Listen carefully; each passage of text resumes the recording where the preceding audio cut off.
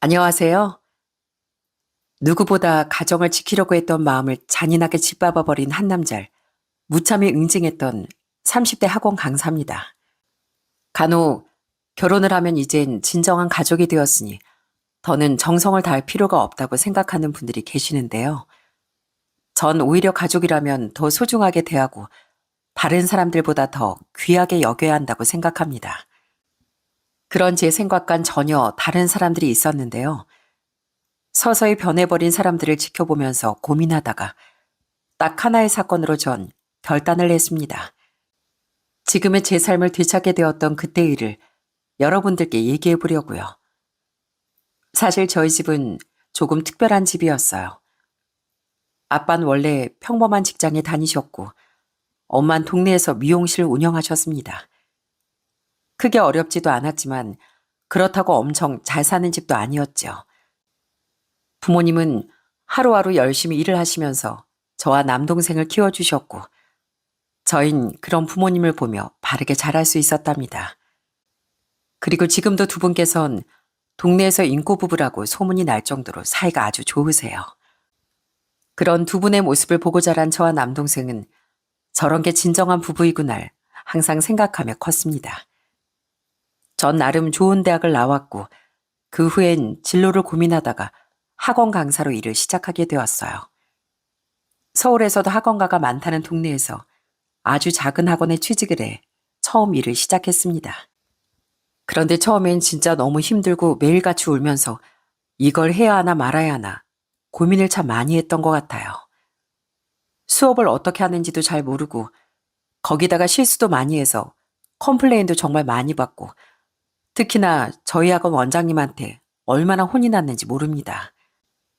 김정현 선생님, 아니 이러다가 학원생들 다 쫓아낼 거예요? 수업을 못하겠으면 연습을 해야지 연습을.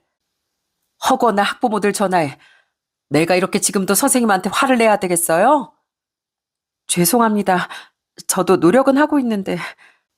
노력만 하면 뭐해요, 노력만. 결과가 나와야지. 앞으로 딱 한 달만 지켜볼 겁니다. 아셨어요? 마침내 학원 원장에게 한 달의 시한부 선고를 받았을 땐 정말 하늘이 무너지는 줄 알았습니다. 지금껏 제 인생에서 이런 고난은 그동안 없었거든요.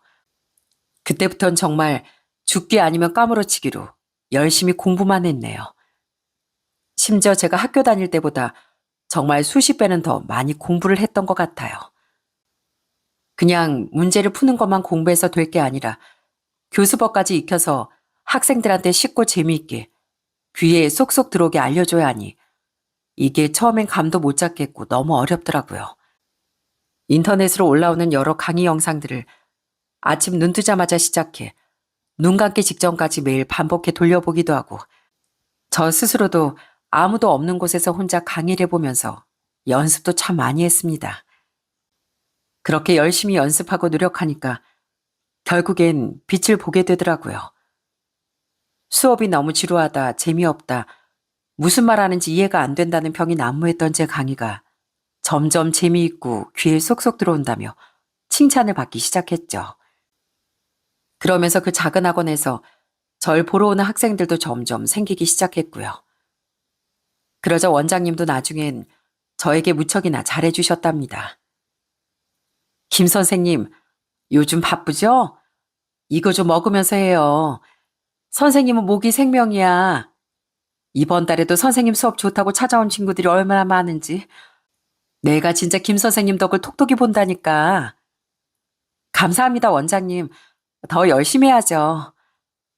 여기서도 어떻게 열심히 해. 이대로만 해줘요, 김 선생님. 선생님 덕분에 우리 학원생들도 많이 늘어나고 이러다가 우리 학원 옮겨 할 수도 있겠어. 그렇게 몇 년을 전 한 학원에서 일하다가 나중엔 좀 규모가 큰 대형 학원으로 옮기게 되었어요. 그러면서 점점 제 수입도 늘어나게 되었죠. 처음엔 진짜 시간당 시급으로 얼마 안 하던 별 볼 일 없었던 학원 강사였지만 나중엔 수익이 제 또래 친구들에 비해 2배는 더 많을 정도로 훅 뛰어오를 수 있었답니다. 그렇게 되기까진 정말 피나는 노력이 있었어요. 제가 노력한 만큼 결과가 뒤따른다는 게 얼마나 뿌듯하고 좋았는지 모릅니다. 생각해보면 전 거의 졸업 후 30대가 되기 전까진 눈코 뜰 새 없이 바빴어요.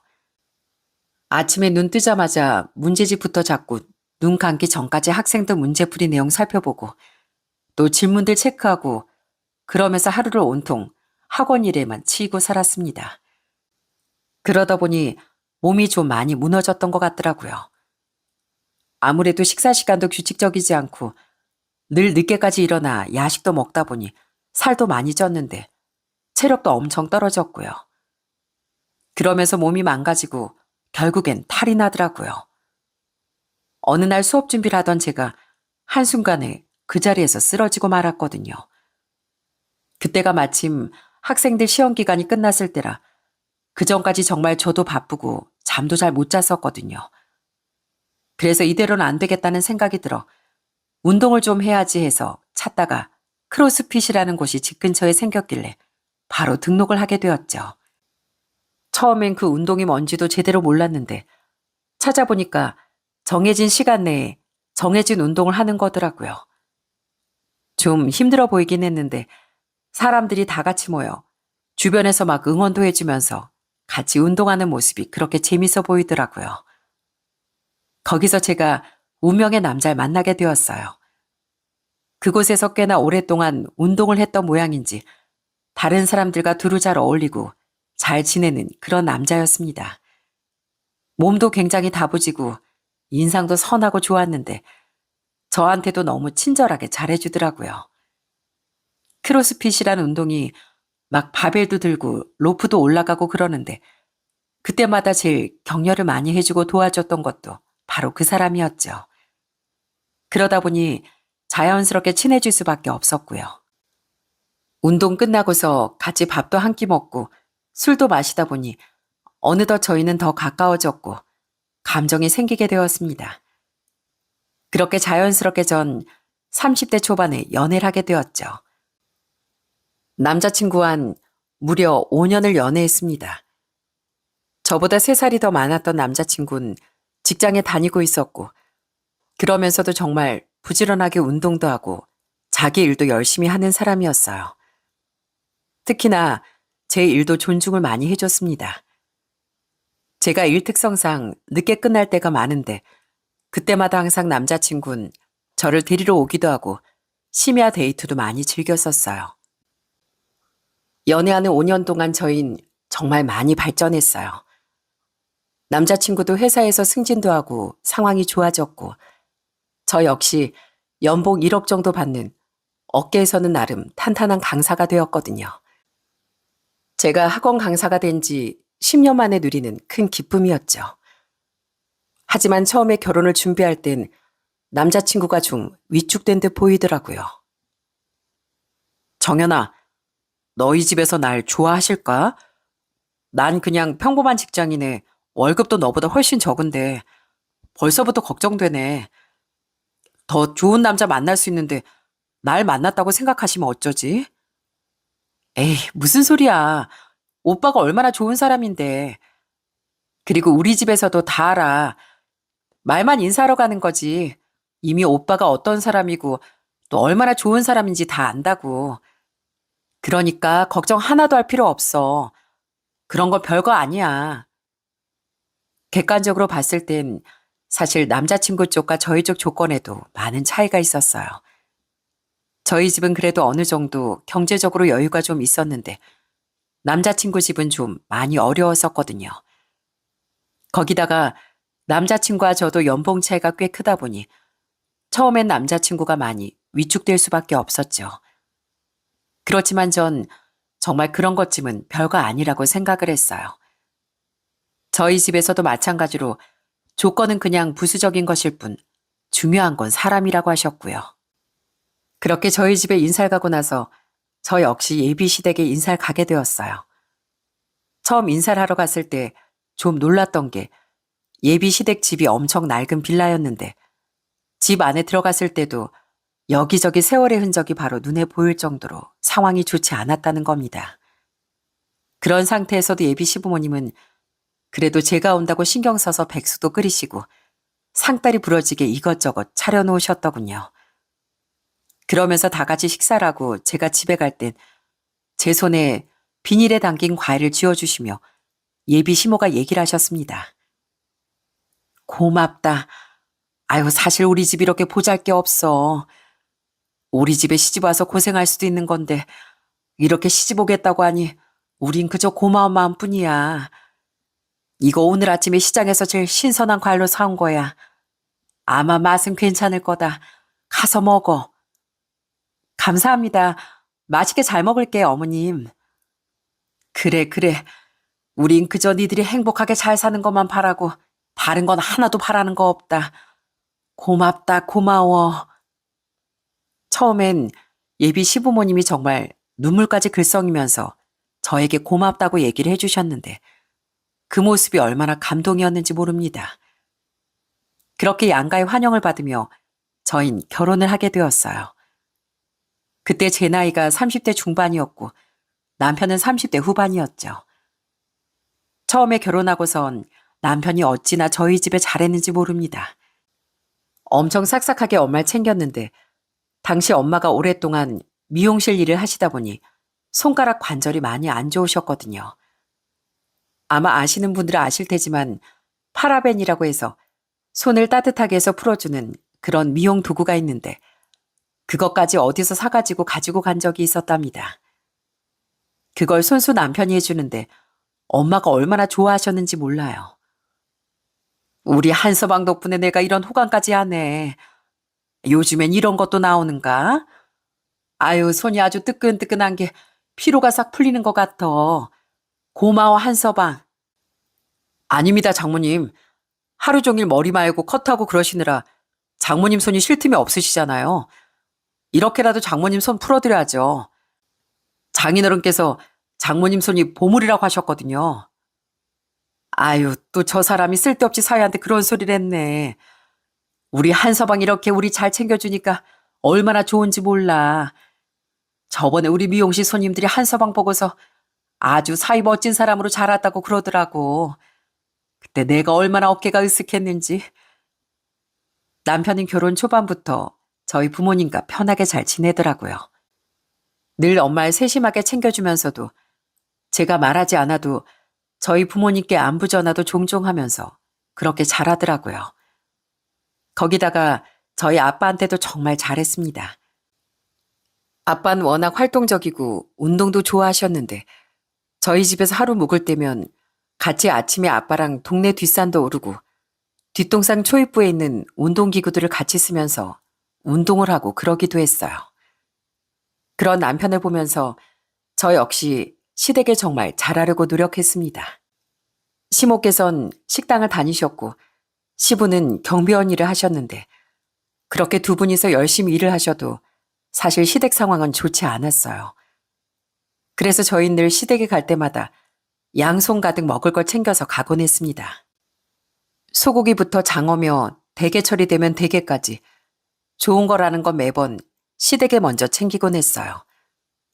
그렇게 시댁을 챙기면 시모는 제 입에 막 음식을 넣어주며 절 챙겨주시더라고요. 정연아, 새우 손질하지 말고 이거 먹어. 네 시아버지가 다 새우 까줄 거야. 그러니까 손대지 말어. 자, 아 해봐. 맛있지? 아휴, 정연아 고맙다. 네가 이렇게 매번 맛있는 거 잔뜩 사오니까 우리가 호강하네.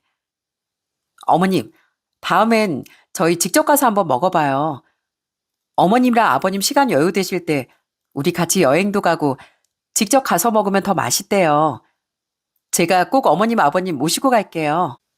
말만이라도 참 고맙다. 우리가 정말 무슨 복인지. 평생 우리 손으로 이런 거 제대로 사 먹어본 적도 없는데 정연이 네 덕분에 이게 웬일인지 모르겠다. 우리 집에 아주 복덩이가 들어왔어. 복덩이가. 전 그때까지만 해도 그저 행복해하고 기뻐하는 시부모님을 볼 때마다 저 역시 기쁘고 좋았습니다. 시부모님께 사가는 그런 음식들은 하나도 아깝지 않았어요. 오히려 양가 부모님이 건강하고 행복하게 이대로만 잘 지내셨으면 좋겠다고 생각했죠. 시부모님 생신 땐 선물은 기본이고 용돈까지 두둑하게 챙겨드리곤 했습니다.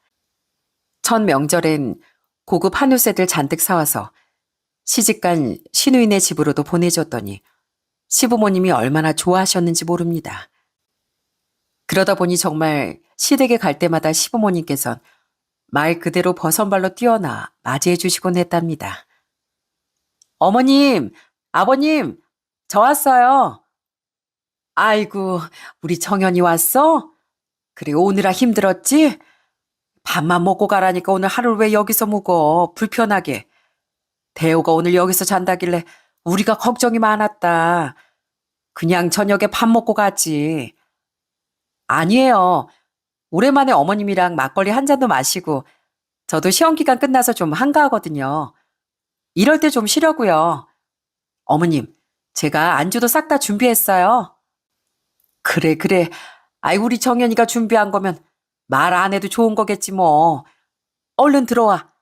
오전에 우리가 싹 다 이불 세탁하고 청소도 싹 해놨어. 그렇게 시댁 식구들과도 전 무척이나 잘 지냈습니다. 특히나 시모와는 더 친하게 잘 지내고 싶었어요. 시누이가 지방으로 시집가게 되면서 자주 못 보기도 했고, 시모께서 시집을 오셔선 40년이 넘게 일 한 번 쉰 적 없이 고생만 하셨다고 들으니 전 엄마 생각도 나고 안쓰러워서 더 챙겨드리고 싶더라고요. 그래서 쉬는 날 일부러 시간을 내서 시모를 모시고 백화점에 가서 쇼핑도 하고 그랬죠. 그렇게 시모의 팔짱을 끼고서 막 돌아다니면 거기 직원들이 모녀 사이냐고 막 물어볼 때도 있었답니다. 어머, 두 분 모녀 사이세요? 어쩜 이렇게 사이가 좋으세요? 아, 아니에요. 저희 엄마가 아니고 시어머니세요. 오늘 저희 시어머니 외투 사려고 나왔거든요. 정말요? 어쩜 이렇게 사이가 좋으신지 전 당연히 모녀 사이인 줄 알았죠. 아니, 이렇게 좋은 고부 사이가 어디 있대요? 너무너무 부럽네요. 그렇게 주변에서 칭찬을 하면 시모는 어깨가 으쓱해지면서 너무 뿌듯해하시고 좋아하셨습니다. 그러다 보니 시숙이고 시누이고 다들 저에게 고마워했고 남편도 저에게 정말 고마워하더라고요. 그러다 결혼 1년쯤 지났을 때부턴 전 매달 양가 부모님께 50만 원씩 용돈을 드리기로 했습니다. 처음엔 그냥 특별한 날에만 용돈을 드릴까 하다가 아무래도 시댁 상황이 상황인지라 따로 챙겨드리고 싶더라고요. 그렇다고 시댁만 챙기는 건 아닌 것 같아 양가 똑같이 50만 원을 드리게 되었죠. 처음엔 시부모님도 괜찮다고 끝까지 만류를 하셨다가 제가 자꾸만 손에 쥐어드리니 이내 고맙다며 눈물을 글썽이기도 했습니다. 이렇게 제가 뭘 해드리면 항상 고마워하시고 좋아하시니까 전 그런 시부모님을 보면서 더 잘 챙겨드릴 수밖에 없었죠. 이대로 전 제가 결혼 생활을 잘 하고 있다고 생각했어요. 그러던 어느 날 결혼하고 2년 차쯤에 남편이 뜬금없이 저한테 한 가지 제안을 하더라고요. 그건 바로 볼링 동호회에 같이 들자는 거였어요. 여보, 여기 근처에 볼링장 생겼는데 거기 동호회 모집한대. 당신 전부터 볼링 배우고 싶다고 했잖아. 나도 사실 볼링은 한 번도 안 배워봤거든. 그냥 마음대로 가서 치긴 해봤지만 재밌다던데 당신도 같이 해볼래? 오, 좋지. 볼링은 나도 안 배워봤는데 언제 그런 게 있었대? 그럼 우리 둘이 같이 동호회 들면 되겠다. 그래, 우리 결혼하고서 운동도 한동안 그만두고 그랬잖아. 이왕 이렇게 된 거 이제부터 열심히 운동해서 체력도 키워보자고. 그렇게 저희 부부는 볼링 동호회에 들어가게 되었어요. 남편은 정말 열심히 볼링을 쳤습니다. 전 학원 일로 좀 바쁘긴 했지만 쉬는 날엔 되도록 빠지지 않고 참석을 했었어요. 그런데 막상 볼링을 시작하니까 이게 너무 재밌더라고요. 동호회 회원들도 다들 나이가 비슷비슷해서 서로 마음도 잘 통하고 부부끼리 오는 사람들도 진짜 많았어요. 그래서 갈 때마다 늘 재밌게 볼링을 치고 돌아오곤 했고요. 남편하고도 정말 사이가 더 돈독해지는 것처럼 보였습니다. 동호회 모임이 아니더라도 저희 둘이서 볼링 치러도 자주 갈 정도로 아주 건강한 취미 생활이 되었죠. 그러다가 동호회에 가입한 지 한 1년 남짓 됐을까?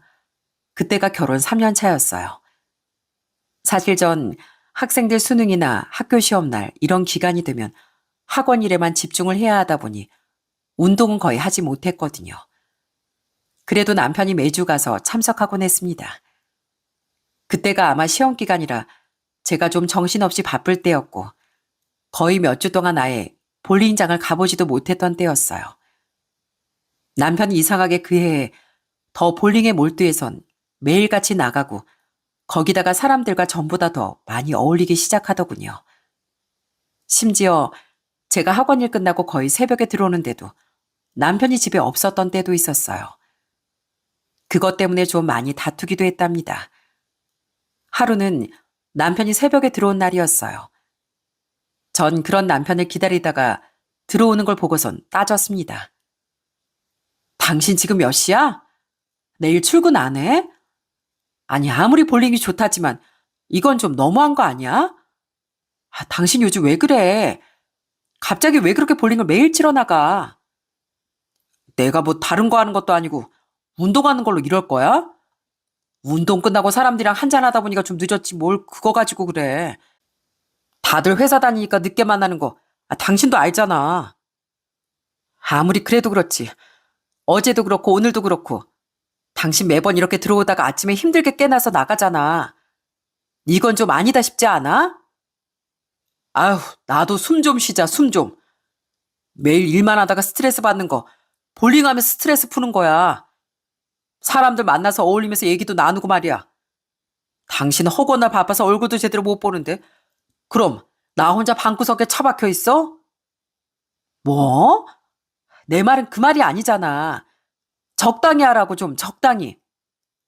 아우 됐다 됐어. 당신이 뭘 알아. 나 혼자 외롭게 뒀으면서. 됐어. 오히려 적반하장으로 화를 내면서 방으로 휙하니 들어가 버리는 남편을 보면서 전 너무 서운하고 어처구니가 없더라고요. 제가 하는 일이 이렇다는 걸 모르는 것도 아니면서 어떻게 그런 말을 할 수가 있는지 너무 서운하더라고요. 물론 사람들과 어울리고 친하게 지내는 걸 제가 싫어하는 것도 아니었습니다. 그런데 아무리 그래도 회사 출근에 지장을 받아선 안 되는 거 아닌가요? 남편은 회사를 마치 안 다니는 사람처럼 자꾸만 새벽까지 사람들과 어울려 놀기 시작했어요. 심지어 주말엔 볼링 동호회 사람들과 뭐 근교로 캠핑을 가기로 했다나 뭐라나 그러면서 자꾸만 집을 비우는 날도 많아졌어요. 그런데 여러분들, 여자의 촉이 진짜 무섭다는 게 맞는 말이더라고요. 남편은 분명 사람들과 술 한잔 마시고 왔다고 했는데 이상하게 남편한테서 좋은 냄새가 나더라고요. 술집이나 음식점이나 이런 곳에 가면 좀 음식 냄새나 이런 게 나야 맞는데 뭔가 향기로운 냄새가 나는 게 좀 이상하다 싶었습니다. 평소에 향수를 뿌리고 다니는 사람도 아니었거든요. 거기다 그때쯤 남편만 속을 썩이는 게 아니었습니다. 점점 시댁에서도 태도가 바뀌더군요. 하루는 시모께서 저한테 전화를 주셨더라고요. 바로 집안 제사가 있는데 참석해야 한다는 말이었죠. 그런데 아시다시피 전 학원 일 때문에 그때 너무 바쁜 상태라 갈 수가 없어 거절을 했거든요. 그런데 시모의 반응이 예상 밖이었어요. 어머님, 이번에 애들 시험 기간이라 아무래도 멀리 가긴 좀 어려울 것 같아요.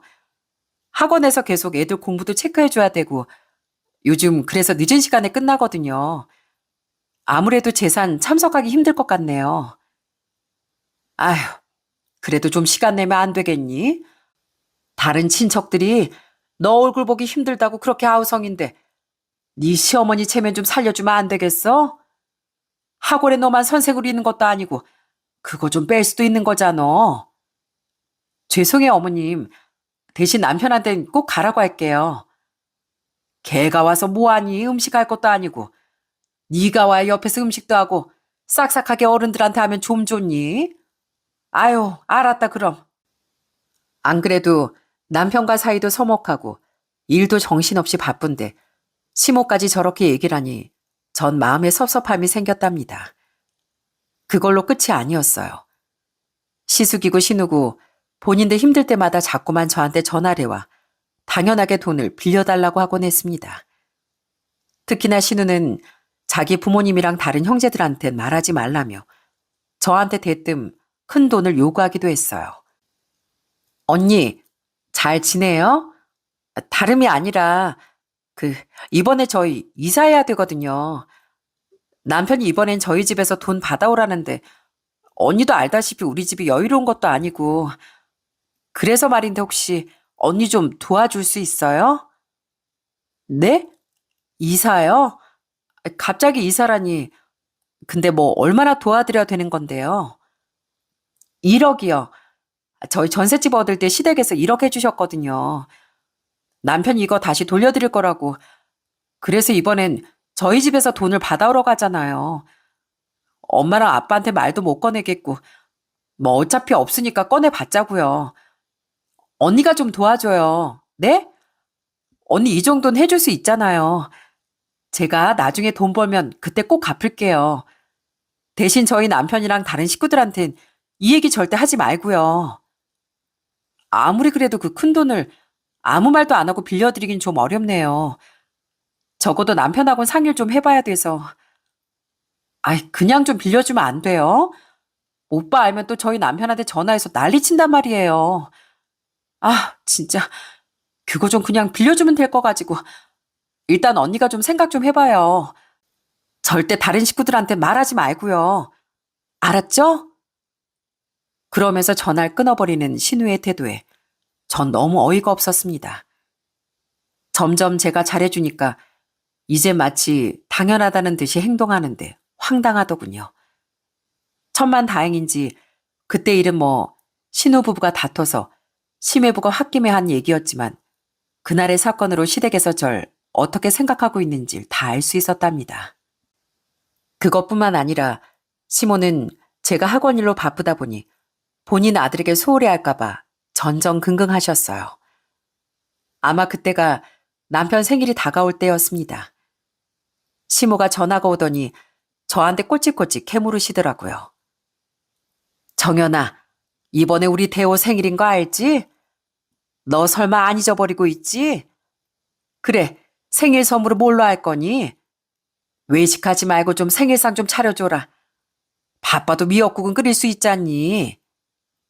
네, 제가 남편 잘 챙길게요. 걱정하지 마세요, 어머님. 내가 걱정 안 하게 생겼니? 넌 또 바쁘다고 밖으로만 그렇게 놔돌고 네 남편 한 번 안 챙기는데 내가 내 아들 걱정돼서 잠이나 오겠냐고.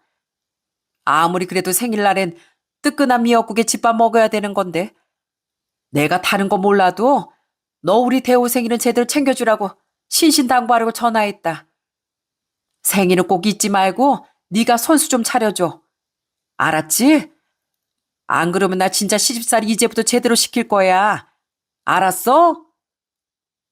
전 그 말이 너무나 어이가 없었어요.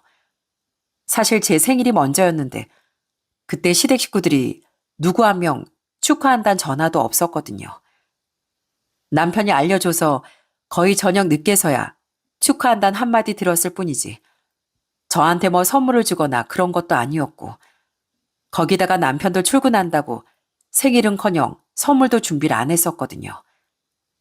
그걸 뻔히 아시면서도 저한테 저렇게 요구하신다는 게 정말 어처구니가 없었어요.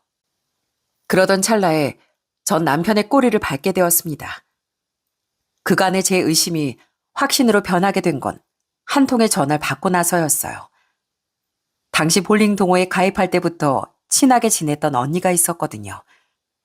마침 제가 바쁠 때 언니도 출산하고 육아 중이라 동호회에 참석을 잘 못했었습니다. 그런데 그 언니가 한 번은 아이를 맡기고서 동호회에 나갔는데 좀 이상한 장면을 목격했다는 거예요. 저한테 전화를 하더니 조심스럽게 얘기를 하더군요. 정연아, 너 요즘 볼링 동호회 나가고 있어? 요즘 바빠서 못 가고 있지. 언닌? 저번 주에 갔다며. 남편이 언니 봤다던데? 나도 얼른 바쁜 거 끝내고 나가고 싶다. 벌써 몇 주째인지 모르겠어. 너 그럼 한동안 너도 여기 안 나왔던 거야? 그래서 몰랐구나. 너 이번에 신입들 들어온 거 들었지? 여자 신입들 꽤 많이 들어왔어. 알아? 들었어. 남편이 뭐 이번에 많이 들어왔다던데. 근데 여자들이 그렇게 많아? 우리 남편은 따로 그런 말 없었는데. 내가 이런 말 해도 될지 모르겠는데 요즘 네 남편 좀 이상하지 않어? 아니, 아닐 수도 있는데 동호회 신입으로 들어온 어떤 여자랑 엄청 가까워 보이더라고. 난 너하고 아는 사람인가 했었는데 아닌 것 같아. 둘이 끝나고 같이 차도 타고 나가기도 했었거든. 너 한번 알아봐. 전 그 언니의 말에 순간적으로 뭔가가 확 떠올랐습니다. 며칠 전부터 남편 차가 엄청 깨끗하게 세차가 되어 있었거든요. 차 세차에는 영 관심도 없었던 사람이 갑자기 세차까지 하고 몸엔 안 나던 향기까지 나기 시작하니 의심이 확신이 될 수밖에 없었죠. 그래도 이렇게 심증으로만 남편을 추궁할 수는 없었어요. 그래서 전 증거를 찾으려고 여기저기 알아보게 됐습니다. 처음엔 남편이 잘 때 핸드폰이랑 차량 블랙박스도 찾아봤었는데 정말 철두철미하게 싹 다 지워버렸더라고요. 메시지 내역도 없고 통화 내역이며 뭐 아무것도 남아있는 게 없었어요. 전 혹시나 싶어 주말에 남편과 밥을 먹던 와중에 슬쩍 떠봤어요. 그런데 이놈 반응이 정말 웃겼습니다. 여보, 지은 언니가 이번에 동호회 나갔다가 여자 신규들 많이 들어왔다며? 신규들이 다 여자라 그러던데 당신 나한테 그 말을 왜 안 했어? 신규 회원 한 명 차에 태운 적도 있어? 어? 내가 말 안 했었나? 그러더니 남편은 엄청 당황해하며 수저까지 바닥에 떨어뜨리더라고요. 저도 학원을 10년 넘게 다니다 보니 눈치 하나는 진짜 빨랐거든요. 남편의 이런 태도 하나만으로도 바로 이상함을 느낄 수 있었죠. 그 뒤로 전 다시는 신규 회원 얘기를 꺼내진 않았지만 찔리는 게 많았던 남편은 자꾸만 저한테 해명을 하는 것처럼 신규 회원 얘기를 은근슬쩍 꺼내기 시작하더라고요. 새로 동호회 회원 왔는데 별로더라고. 그냥 난 친하게 안 지내. 알지? 당신도 나 사람 잘 보는 거. 난 별로더라. 그래? 알았어. 그 차에 태운 것도 차 없다고 정류장 데려다 달라더라고. 그래가지고, 뭐 알았다니까. 나 번호도 없어. 이름도 몰라. 지은 씨가 뭐 잘못 봤나 봐. 정말 뭐 마려운 강아지 마냥 남편이 옆에서 자꾸만 슬쩍슬쩍 얘기하는데 그게 더 의심스러울 거라곤 아예 생각조차 안 하는 듯 보였습니다. 그런데 문제는 증거가 없다는 거였어요. 심증은 분명한데 물증이 없으니 이걸 어떻게 터뜨려야 하나 싶더라고요. 그러던 어느 날 한동안 조용하던 남편이 슬슬 다시 또 밖으로 나돌기 시작했습니다. 그러다 하루는 아예 만취를 해서 대리기사를 불러 남편이 집까지 거의 기어들어온 거 있죠? 전 바로 그때다 싶어서 남편을 재우고서 바로 차로 향해 블랙박스를 뒤지기 시작했어요. 그리고 마침내 거기서 증거를 찾아냈답니다. 새벽까지 그 영상들을 돌려보는데 정말 이 두 작거들이 별의 별짓을 다 하고 다니고 있더라고요. 정말 불붙은 성냥 마냥 서울 근교랑 근교는 죄다 돌아다니면서 더러운 짓거리를 하는데 속에서 얼마나 열불이 뻗치는지 글쎄 회사에도 연차를 내고선 저한텐 출근 안양 나가고서 그날 하루 종일 상간녀랑 여기저기 돌아다니며 온갖 애정 행각을 벌였던 게 딱 찍혀 있더라고요. 바로 그 다음날 출근을 하기 위해 일어난 남편은 거실에 앉아있는 절 보고선 화들짝 놀라더니 이내 속이 쓰리다며 징징대더라고요. 깜짝이야. 뭐야, 당신 언제 일어났어? 아우, 속이야. 집에 라면 있나? 라면 국물이라도 먹고 출근해야 되겠어. 근데 당신 왜 불도 안 켜고 그러고 있어? 당신 어제 어디서 뭐 하느라 술을 그렇게 마셨어? 어? 내가 말했잖아. 회사 회식이라고. 신규 직원 들어와서 내가 교육도 시키고 회식했지. 오랜만에 술을 마셨더니만 속이 다 쓰리네. 나 일단 씻고 출근할게. 뭐? 신규 직원? 야, 신규 직원 같은 소리 하고 있네. 넌 신규 들어오면 이렇게 물고 빨고 별짓거리를 다 하냐? 그러자 남편은 처음엔 당황해하더니 이내 화를 내기 시작하더군요. 뭔 소리야? 내가 무슨 당신 잠 덜 깼어? 아, 안 그래도 속쓰려 죽겠구만. 헛소리 좀 하지 마. 전부터 이상하다 어쩌다 하더니만 갑자기 왜 그래? 뭐 의심병이라도 생겼어? 뭐 의심병? 네가 한 짓거리 내가 다 알았는데 의심병이라고? 야, 눈이 있으면 똑바로 봐. 네가 어제 뭐하고 돌아다녔는지. 내가 다 알았거든. 전 그렇게 남편에게 핸드폰으로 옮긴 영상을 틀어줬습니다. 그러자 남편이 아주 그냥 사색이 되더니 당황해 하더라고요. 어? 이거 있잖아. 여보, 이게. 뭐, 똑바로 얘기해봐, 어디. 이래놓고선 뭐? 신입 직원? 야, 얘가 니네 회사 신입 직원이야?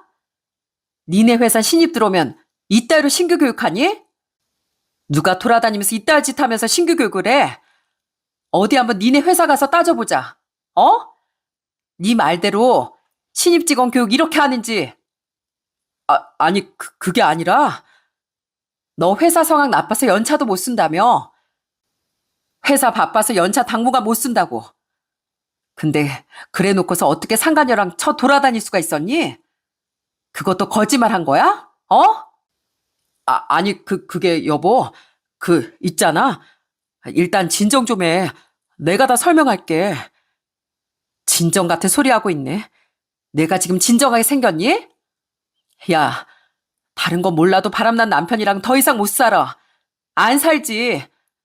당장 나가. 그 상간녀랑 살든가 말든가 네 마음대로 하고 당장 내 앞에서 꺼지라고. 꺼져. 여보, 내 말 좀 들어봐. 저리 안 꺼져? 나가라고. 전 한켠에 세워뒀던 밀대를 들고서 남편을 밀어버렸습니다. 남편도 한덩치 하긴 하지만 저도 키도 크고 힘도 있었거든요. 거기다가 분노한 사람의 힘을 누가 이기겠습니까? 계속해서 제가 밀어버리자 남편은 찌질하게 빌기 시작했습니다. 아휴, 여보, 나 옷만 입고 나갈게. 이렇게 나가면 사람들 다 쳐다봐. 옷만 줘, 옷만. 그리고 핸드폰이랑 키랑 옷만 주라고. 이거만 챙기고 나갈게. 그래도 이 와중에 옷은 생각나냐? 그건 창피해? 야, 네가 한 짓거리가 세상에서 제일 창피한 거야. 뭐가 중요한지도 모르고. 아휴, 야, 됐어. 핸드폰이나 가지고 어서 꺼져.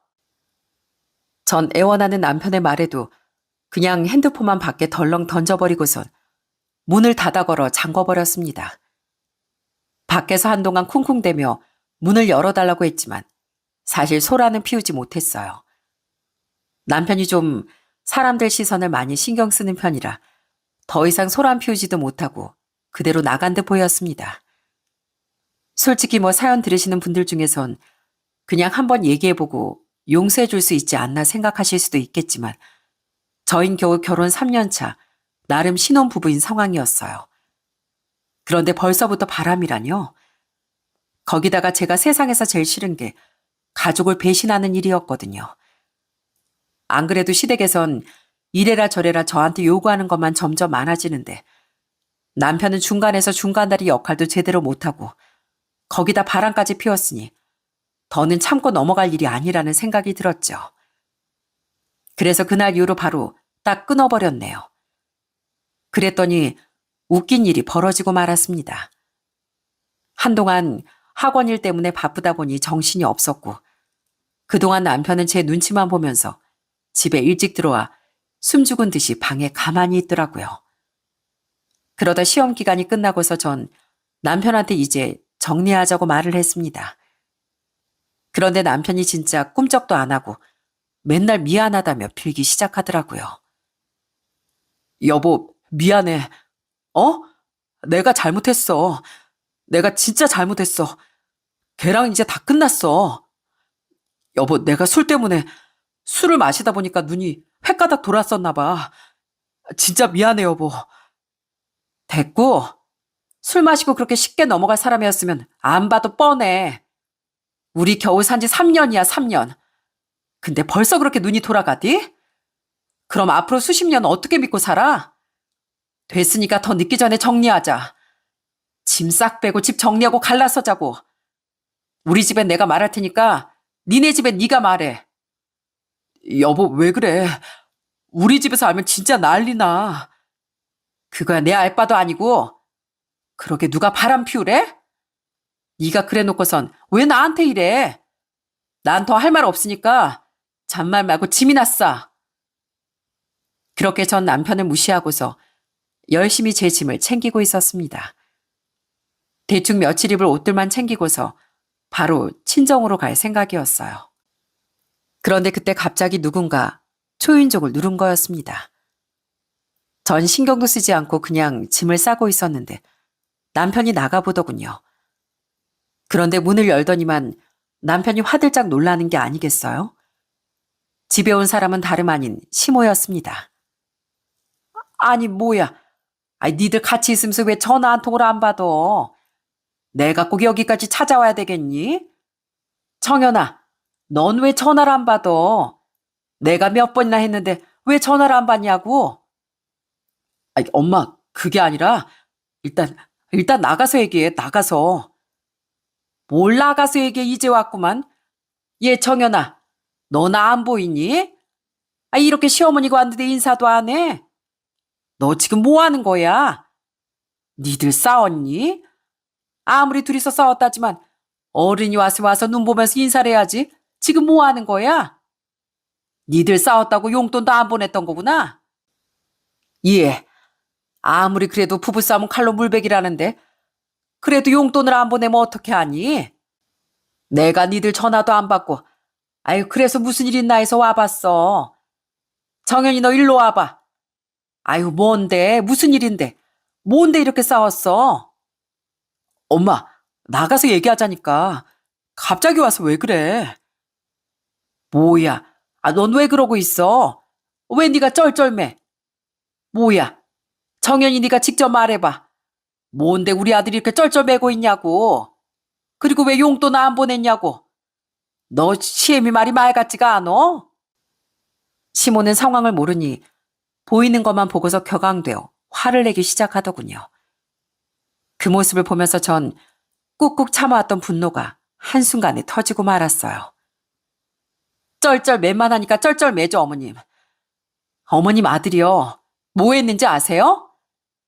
용돈 앞으로 제가 드릴 일은 없습니다. 제가 앞으로는 어머님 며느리 안 할 거거든요. 뭐? 아니, 그게 무슨 말이야? 며느리를 안 한다니. 너 대체 지금 무슨 말 하는 거야? 대호가 뭐래? 뭘 했는데 네가 그런 말을 해? 어머님 아들이요. 바람 피웠어요, 바람. 저한테 거짓말을 하면서 놀러 다니면서 상간이랑 물고 자시고 다 하고 다녔다고요. 이혼할 겁니다. 앞으로 저 어머니 며느리 아니고요. 저 사람도 제 남편 아니라고요. 아시겠어요? 그러니 저한테 더는 묻지 마시고 어머님도 이제 나가주세요. 짐 정리하고 나갈 거니까요. 뭐라고? 바람?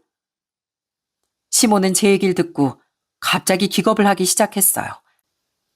그러더니 남편한테 득다같이 달려가시면서 갑자기 남편의 머리채를 잡더니 양옆으로 그걸 휘두르고 난리가 났어요. 전 그 모습을 보고 처음엔 깜짝 놀랐습니다. 아! 엄마, 왜 이래? 이거 놔. 이거 좀 놓으라고. 이게 하다하다 닮을 게 없어가지고 지혜비 바람을 닮아? 핏줄이라고 그딴 것도 닮았어. 이게 어디서 바람이야. 엄마가 그렇게 고생고생한 거 눈으로 봐놓고선 바람이라니. 아, 엄마, 이거 좀 놔. 아, 아프다고. 정신머리가 썩어 빠져가지고서 어디서 정연이 같은 애를 두고 바람이나? 네가 어떻게 그따위 짓을 해? 그러고도 네가 사람이야? 사람이냐고. 지혜비하고 아주 똑 닮아가지고선. 네, 알고 봤더니 시부도 과거 젊었을 적 바람이 났었던 거였습니다. 그러니 자기 아들 바람 소리에 시모가 그렇게 화를 낼 수밖에 없었지요.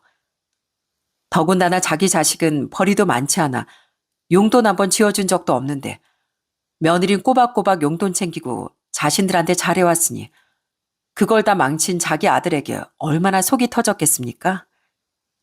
그렇게 한참을 머리끄댕이를 잡고서 휘두르는 시모를 남편이 겨우 진정시켰고 그때서야 시몬 저한테 미안하다며 사과를 하더라고요. 정연아, 아유 정연아 미안하다. 내가 자식 교육을 똑바로 안 해서 이 사단이 났구나. 어디 닮을 게 없어서 지혜비 그딴 거나 닮아가지고서 정말 미안하다. 정말 미안해. 됐습니다. 전 더 이상 할 말 없고요. 남편하고는 헤어질 생각이니까 그렇게 아세요. 아유 정연아, 한 번만 다시 생각해보면 안 되겠니? 내가 잘하마. 내가 정말 너한테 잘하마. 정말 미안하다. 대호 너 이 자식 얼른 새아가한테 무릎 꿇고 사과 안 해? 얼른 무릎 꿇고 싹싹 빌어. 여보, 내가 잘못했어. 내가 진짜 죽을 죄를 지었어. 여보 미안해. 나 한 번만 용서해줘. 제발 한 번만. 그렇게 제 앞에서 남편도 무릎을 꿇고 애원했지만 전 그 두 사람을 뒤로하고 집을 나와버렸습니다. 그 뒤로 전 남편과 이혼을 진행했어요. 솔직히 바람난 남편을 참을 이유는 없다고 생각했습니다. 그래서 냉정하게 이혼 소송을 하고 갈라서게 되었죠. 거기다 상간녀한테도 상간녀 소송을 진행했고 위자료까지 싹 받아내게 되었어요.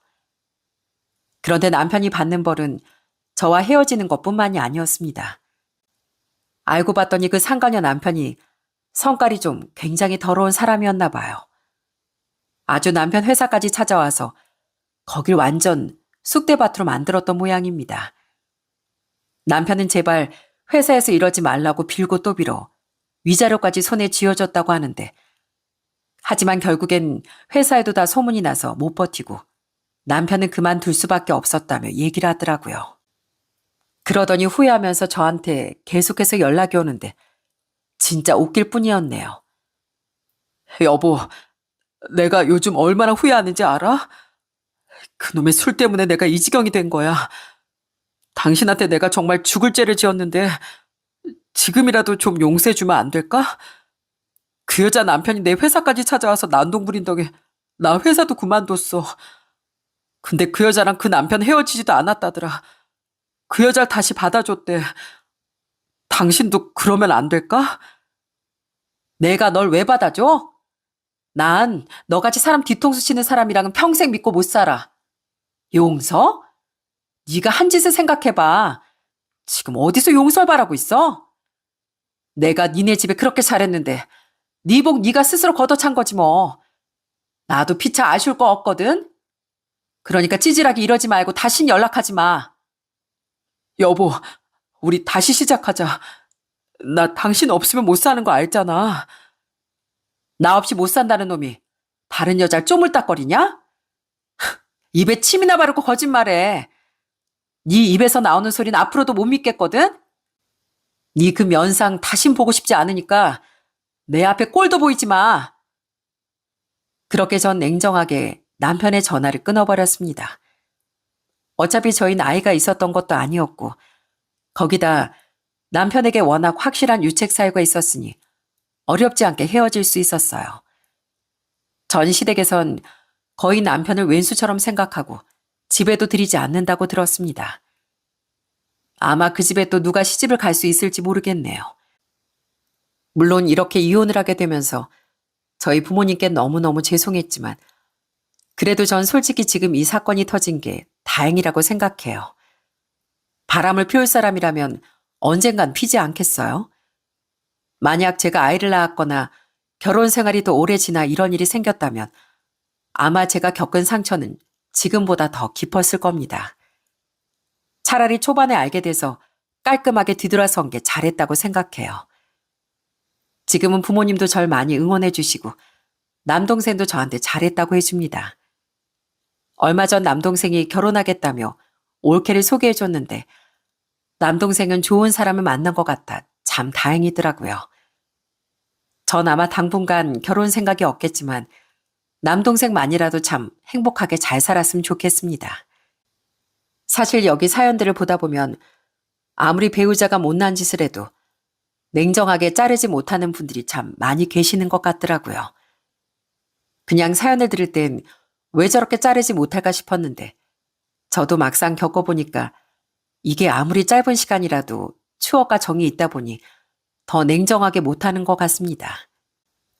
그런데 제가 이혼을 했잖아요. 그러고 나니까 이제와 드는 생각은 정말 잘했다 싶었습니다.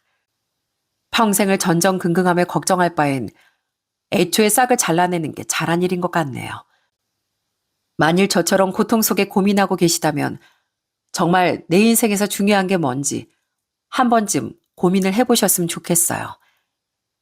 인생의 주인공은 본인 자신이니 자신의 행복을 위한 선택을 꼭 하셨으면 좋겠습니다. 저도 앞으로 부모님과 함께 행복하게 잘 살면서 제 일도 사랑하고 더 좋은 강사가 될 수 있도록 노력하려고요. 지금까지 제 긴 이야기 들어주셔서 감사합니다. 여러분들의 인생도 더 밝고 행복하시길 바랄게요.